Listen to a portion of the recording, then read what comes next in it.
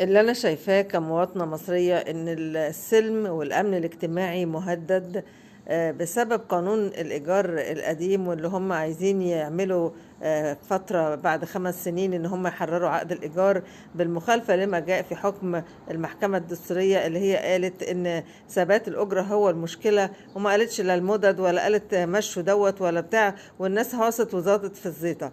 اللي بيناقش يعني ملاحظة على الناس اللي بتناقش القانون، يعني هم معظمهم ملاك. يعني اما انت مش هتقولي ان عضو مجلس شعب ما عندوش شقة تمليك يعني، ولا قاعد يا حرام بالإيجار.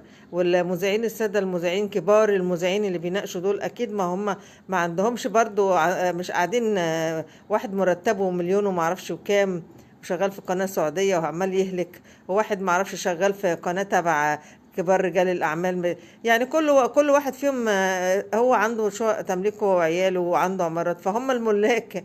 يعني هم الملاك بيناقشوا قضايا الناس اللي مش ملاك، اللي هيشيلوا الطين يعني. طب يعني في الآخر إيه؟ في الآخر إن البلد هتتعرض لمشاكل إحنا مش قدها ومش وقتها، في ظل إن البلد دلوقتي يعني اللاجئين ماليين أكتر من 20 مليون لاجئ، واخدين شقق الناس، بيطرد الناس من شققها عشان اللاجئين. وبعدين المشكلة أصبحت كمان مش القانون القديم. أنا عايزة أنبه لنقطة كمان: القانون الجديد هو كان مشكلة أصلا، وهو سبب خراب بيوت المصريين. لما الواحد لاقي نفسه كان واخد شقة مثلا ب1000 ولا ب2000 ولا ب3، دلوقتي بيقولوا له هتدفع 10 هتدفع 20 عشان اللاجئين موجودين.